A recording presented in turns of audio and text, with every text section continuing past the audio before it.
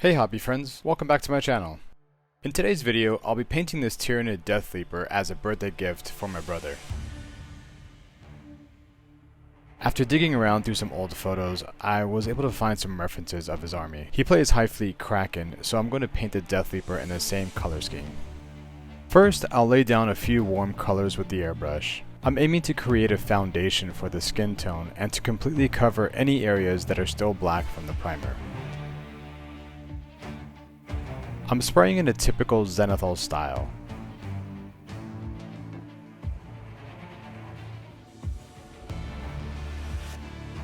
At this point in the project, I wasn't sure what I was going to do with the base yet, so I just blasted it with some color too.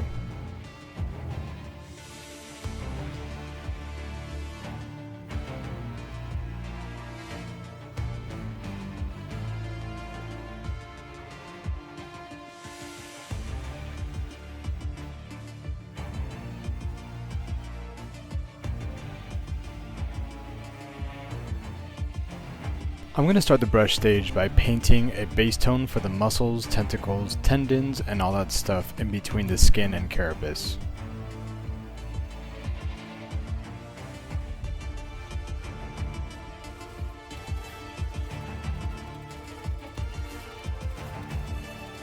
My brother has been collecting Tyranids for well over 10 years now and has almost always maintained a fully painted army.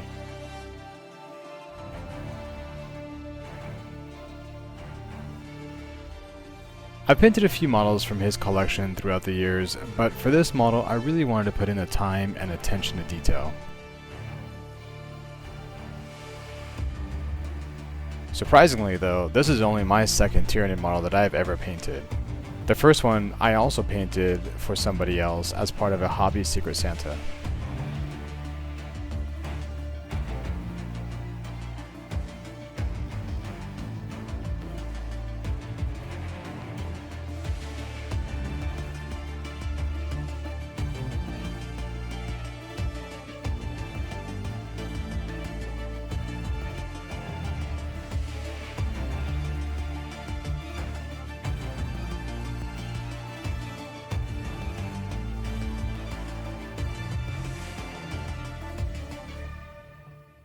My brother used to paint all the time back in the day. He'd paint practically every single day after school and on the weekends. It's no wonder why he almost always had fully painted armies.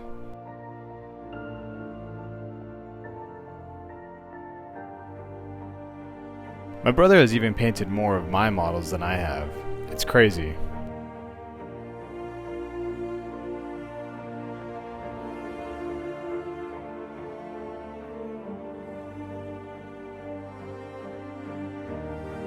I wanted to give him something that stood out from the rest of his army, but still looked cohesive on the tabletop.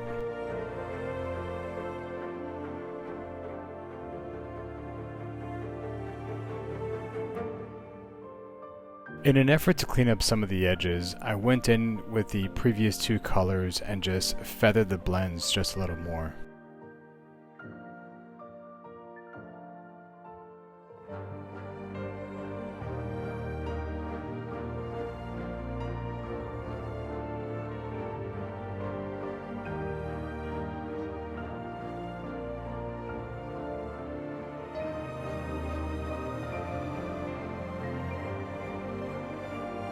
So as I'm highlighting, I start to make this stippling motion, and I actually quite like the effect it's giving to the model.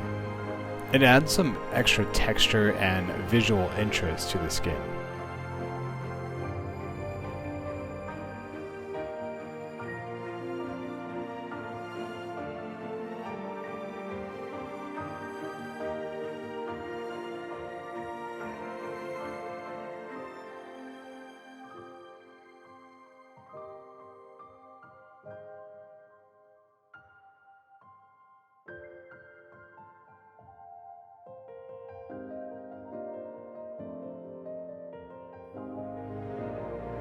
That is the skin complete.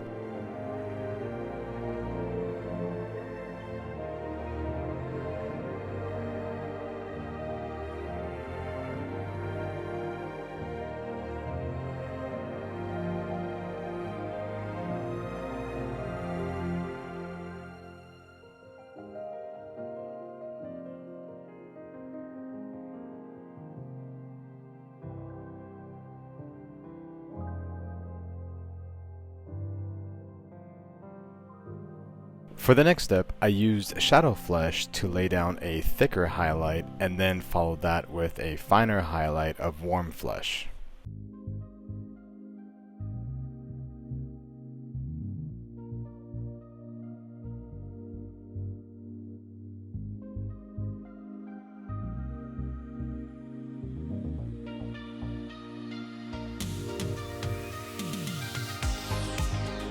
To get a smooth blend on the tentacles, I laid down some color on the middle part of the tentacles and then took a brush full of water and feathered out the ends, trying to maintain a nice color gradient.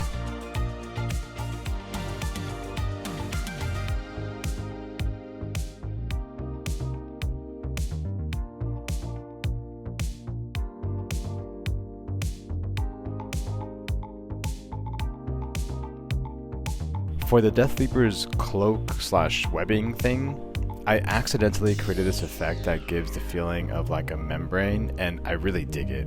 So I'm literally just taking the Shadow Flesh mixed with Lamia Medium and then applying it to the cloak area. And while the paint is still drying, I'll rinse my brush and use some of the excess water on the brush to move the paint around that's on the model. I'll normally go back and forth applying paint and then water a couple times. Because of the amount of water and medium added to the mix, the paint becomes thinner and thinner, and once the paint dries, it leaves a cloudy layer of paint with like hints of the color underneath. Some areas will dry faster, which leaves those stringy, mucousy strands that help sell the membrane effect. I love it when accidents turn into something cool. That is the muscle, tendons, and tentacles complete.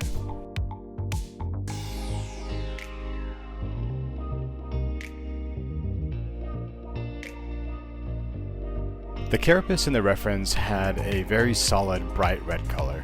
I want to give the carapace on this model a similar brightness and color, but with a smooth gradient to a much darker red tone. There's this common look, especially with the Leviathan Hive Fleet, of the dark carapace that blends into the brighter edges and the brighter striations. I've always really liked that idea, so I'm going to try to replicate that.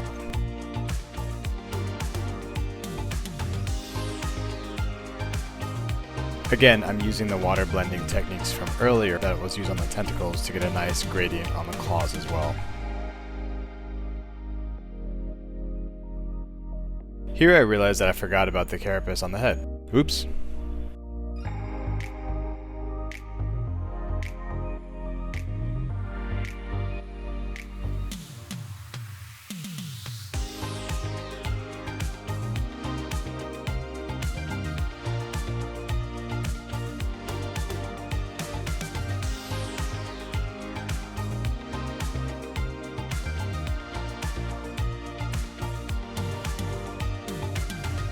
I'm going to push the brightness on the red here.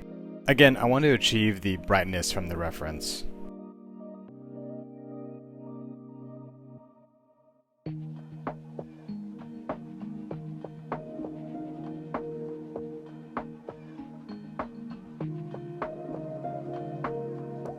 In the next step, I'm going to mix even more bold Pyro Red to really push the brightness again. I want these striations to really pop.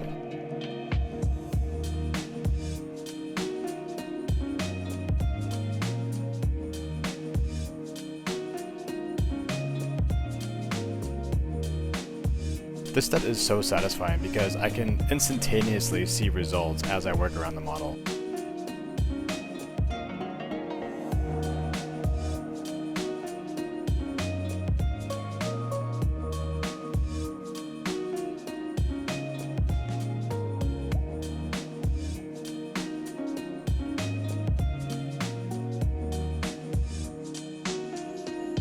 That's the carapace complete.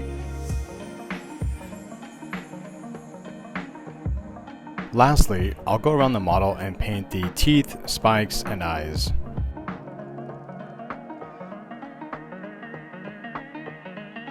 During this step, I'll also take a look around the model to see if there's any other areas that I want to touch up or that I missed before calling it done.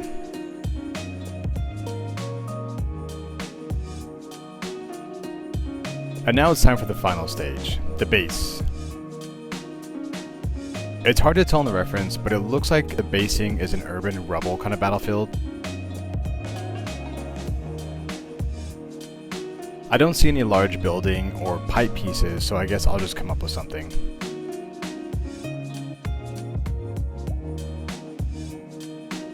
I don't use a lot of GW paints, and my brother strictly uses GW paints, so I'm just reaching for whatever feels the closest. Since the Deathleaper is practically all warm colors, I want to try to balance out the piece by using mainly cool colors for the base.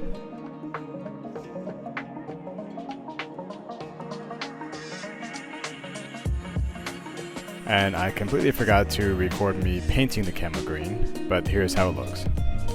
Looks like I missed these eggs and the biomass around here too. I'll go back to it in a little bit.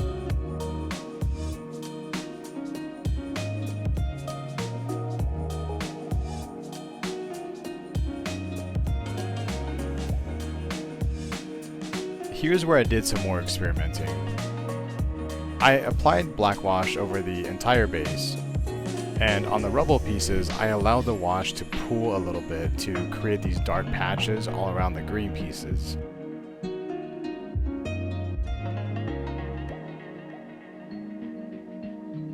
Then, when I went to do the first layer of green highlights, I picked out some of those shapes between light and dark tones and added highlights to really define the shape and make it feel like a textured surface and not just a flat surface.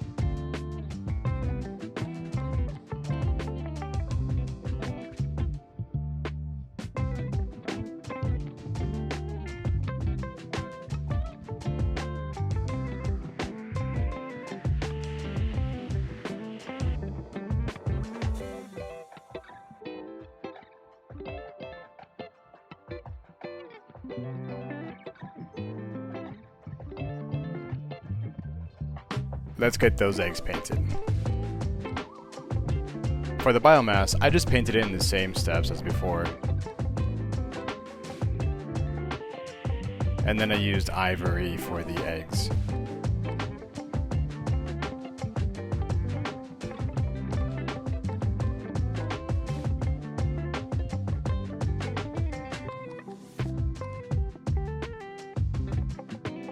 After completing the model, I felt like I wanted those striations to pop even more, so I'm going to add in some orange to really make that color pop.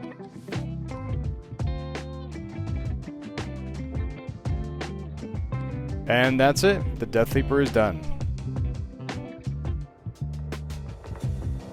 Mike, happy birthday, Sa. I hope you like it as much as I enjoyed painting it.